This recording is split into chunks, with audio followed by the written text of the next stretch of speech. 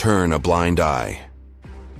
The expression turn a blind eye comes from a fabled episode in the life of British naval hero Horatio Nelson and is frequently used to describe a deliberate reluctance to recognize a certain reality.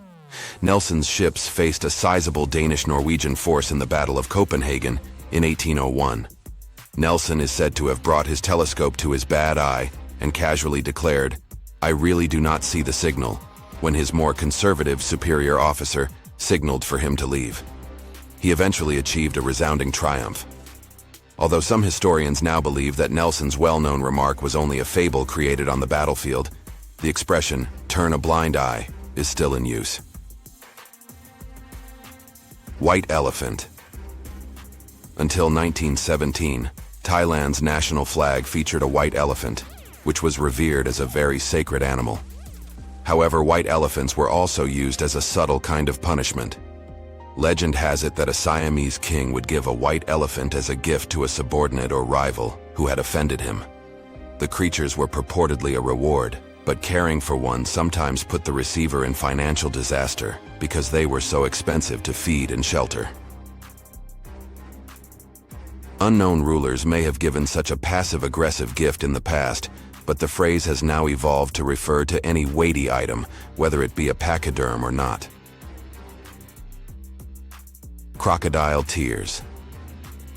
The expression crocodile tears is used by modern English speakers to denote an act of feigned or superficial sorrow, but it actually comes from the medieval notion that crocodiles wept tears of sorrow as they devoured and slaughtered their prey. The source of myth, which dates back to the 14th century, is a book called The Travels of Sir John Mandeville. The book describes a valiant knight's journey through Asia and his exploits. The book contains a number of fabrications, one of which describes crocodiles as, "These serpents slay men and eat them weeping." Despite being untrue in fact, Mandeville's description of sobbing reptiles later made an appearance in Shakespeare's plays, and crocodile tears started to become a colloquialism in the 16th century. Resting on laurels. The athletes of ancient Greece were the first to take a nap on laurel leaves. Laurel leaves have a long history of association with Apollo, the Greek god of poetry and prophecy. Apollo was frequently seen wearing a crown made of laurel leaves, and the plant later came to represent success. The Romans later inherited the custom and gave wreaths to generals who won significant wars, just as the ancient Pythian Games victorious athletes did. The wreaths were composed of laurel branches. As a result, revered Greeks and Romans, or laureates, were able to rest on their laurels by taking solace in the accomplishments of the past. The phrase didn't initially have a negative meaning. It has been used to describe people who are unduly content with their prior successes since the 1800s. Die hard. Although the term die hard now often refers to someone who has a strong commitment to a certain set of beliefs, it initially had a number of much more literal connotations. The phrase first appeared in the 1700s to characterize condemned prisoners who endured the most pain during their hanging executions. After the Battle of Albuera in 1811, which took place during the Napoleonic Wars, the expression gained even more traction. William Inglis, a British officer who was wounded during the battle, is said to have yelled to his unit, "Stand your ground and die hard. Make the enemy pay dear for each of us," to encourage them to advance. The battle cost Inglis's 57th Regiment 75% of its members, earning them the moniker the Diehards. Read the Riot Act indignant parents may now threaten to read the Riot Act to their misbehaving kids. The Riot Act, however, was a very real law in 18th century England, and it was frequently read aloud to enraged mobs. The Riot Act, which was established in 1715, granted the British government the power to declare any group of more than 12 persons a menace to public order.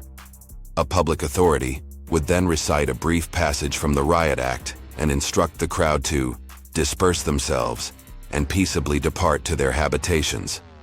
After an hour, anyone still there would be vulnerable to arrest or forcible removal. Paint the town red. A party of companions were led by the Marquis of Waterford on a nighttime drinking excursion around Melton Mowbray in 1837. After knocking over flower pots, removing doorknobs, and breaking windows in a few town buildings, Waterford and his party companions committed vandalism as the bender came to a conclusion. To cap it off, the mob physically painted a toll gate, many homes' doors, and a statue of a swan red. Even though the Marquis and his pranksters ultimately paid Melton back for the damages, it was probably because of their wild night out that paint the town red gained slang for a wild night out. Running amok. Although the word running amok is frequently used to describe irrational or chaotic behavior, it was first used in medicine. When European travelers to Malaysia learnt of a strange mental disorder that led otherwise normal tribesmen to go on vicious and seemingly random killing sprees, the expression gained popularity in the 18th century. The name amok is derived from the amuko, a group of Javanese and Malay warriors infamous for their propensity for senseless slaughter. The renowned explorer Captain James Cook said in 1772 that, "To run amok is to sally forth from the house, kill persons supposed to have injured the amok, and any other person that attempts to impede his passage." Later, the occurrence was covered in psychiatric textbooks, by and large. Many common expressions have nautical roots. Taken aback, loose cannon, and high and dry are just a few, but by and large may be the most surprising example. The term large was first used to describe a ship that was sailing with the wind at its back in the 16th century. The much less preferred by, or full and by, indicated that the ship was sailing into the wind. Consequently, by and large meant scouring the seas in all directions in relation to the wind to seafarers. The expression is currently used interchangeably by sailors and landlubbers to mean all things considered, or for the most part. The third degree.